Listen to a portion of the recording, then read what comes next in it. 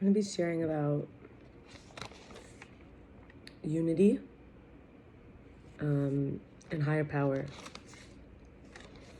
So I wrote a poem. This is all from a few years ago. I wrote, "Our bodies are amazing. What a pleasure, what a gift.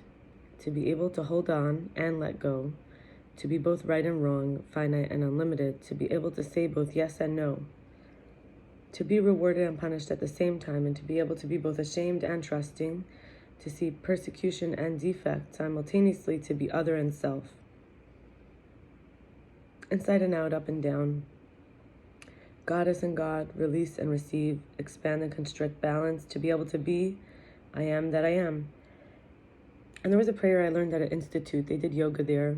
They called it Loka Samasta Sukhino Bhavantu, but it's kind of like the prayer for Mashiach, that the whole world, everyone should be revealed light, the light of Hashem. So it says in English, "May the entire universe be filled with peace and joy, love and light. May the light of truth overcome all darkness, victory to that light."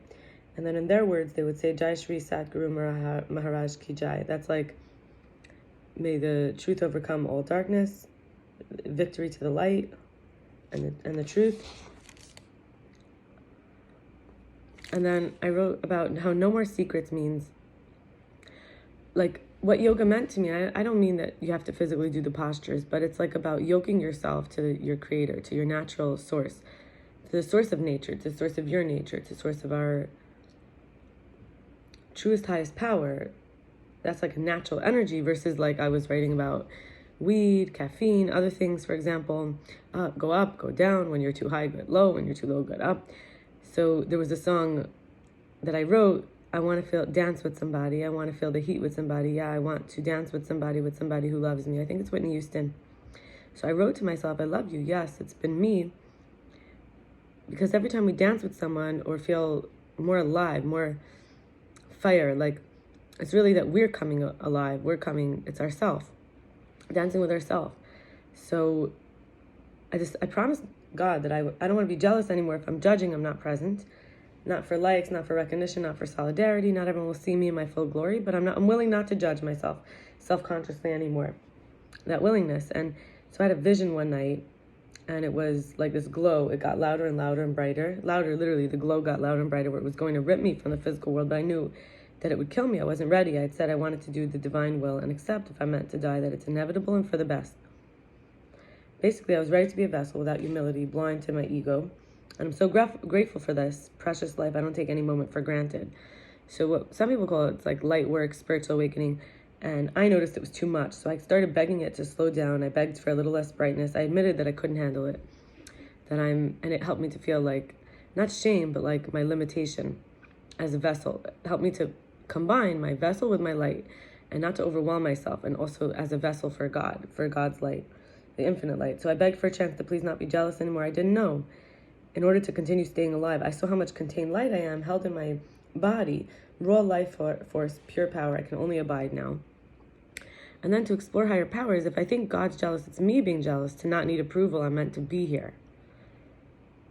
Death is like the scream, can't, and needs are okay to have. We don't have to be guilty for asking for what we need. It's about sustainability, helping everyone love self, and that's the raw power each of us has in a skin, is magnificent to behold. We need chavrusas, like partners to study and learn together, like friends.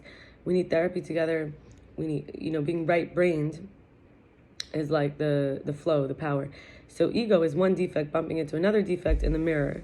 And recognizing the value of others and giving them credit. If I could only behold the glory forever, I would. This is benevolence, mercifulness, loving kindness.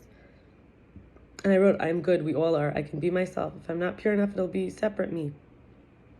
The trunked, like with the trunk roots, can't withstand the lightning enough. I don't need to be jealous. I can use my imagination and can see the intelligence in the eyes even of birds. And I don't need to keep secrets. And finally, from a higher power, and in unity, we could say partner. This is inspired by mooji. Mooji is like a philosopher, teacher of the light of truth, like the true self light. And I made a connection that the word kashrus in Hebrew, kashrus is about what you eat. It's to be connected, to stay connected to the light. So, mooji like guides these sort of consciousness meditations. I wrote, no more need, freedom to be, not requiring, watching the body and being complete in the self. No doubts, nothing will be in the way.